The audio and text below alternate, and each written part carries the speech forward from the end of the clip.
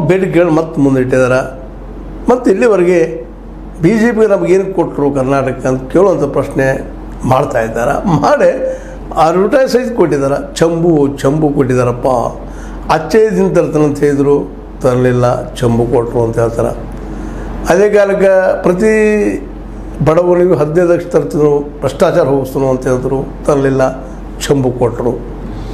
ಇದೊಂದು ಅದೇ ರೀತಿಯಾಗಿ ರೈತಗೆ MSP ಕೊಡೋದು ಬೇರೆ ಹಚ್ಚಿದ್ರು, ಕಾನೂನು ಮಾಡ್ರಿ ಅಂದ್ರೆ ಇಲ್ಲ, ಚಂಬು ತಗೋರಿ ಅಂತ ಹೇಳಿದರು.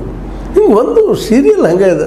ಇದೊಂದು ರೀತಿಯಿಂದ ಏನಪ್ಪ ಅಂತಂದ್ರೆ ಮೋದಿಜಿಯವರ ಪ್ರಭಾವ ಕನ್ನಡಿಗರ ಮೇಲೆ ಹಾಕ್ಕೊಡೋದು. ಇವರು ಕನ್ನಡಕ್ಕೆ ಏನೂ ಮಾಡಿಲ್ಲ, ಕನ್ನಡ ಭಾಷೆಗೂ ಮಾಡಿಲ್ಲ, ಕನ್ನಡ ಜನರಿಗೂ ಏನು ಮಾಡಿಲ್ಲ ಅಂತೇಳಿ ಇಡೀ ಜನರ ನಡಕ್ಕೆ ಒಂದು ಬಿತ್ತುವಂಥ ಕೆಲಸವನ್ನು, ಮನಸ್ಸನ್ನು ಬೇರೆಡೆ ಒಯ್ಯುವಂಥ ಕೆಲಸವನ್ನು ಮಾಡ್ತಾಯಿದ್ದಾರೆ. ಸ್ಟ್ರೈಕ್ ಮಾಡ್ತಾಯಿದ್ದಾರೆ ಬೆಂಗಳೂರಿನ ಮೇಕ್ರಿ ಸರ್ಕಲ್ನಲ್ಲೇ.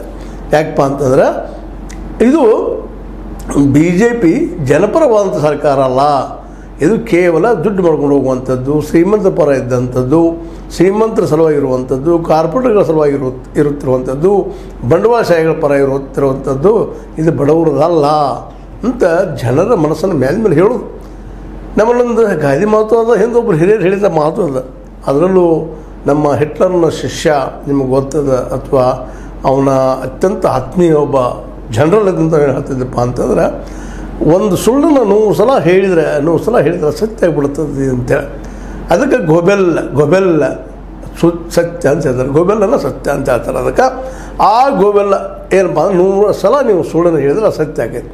ಹಂಗೆ ಕಾಂಗ್ರೆಸ್ಸಿಗೆ ಮಾಡ್ಲಿಕ್ಕೆ ಇದ್ದಾರೆ ಈ ಸಲ ಅಂತ ಒಂದು ಪ್ರಶ್ನೆ ರೀ. ಯಾಕಪ್ಪ ಅಂತಂದ್ರೆ ಪ್ರತಿ ಸಲ ಇದು ವಿಷಯ ಅಂತ ತೆಗೆದುಕೊಳ್ತಾ ಇದ್ದಾರೆ, ಇದನ್ನು ತೊಗೊಂಡು ಹೊಡಿತಾ ಇದ್ದಾರೆ. ಮತ್ತು ಅದು ಸತ್ಯನದ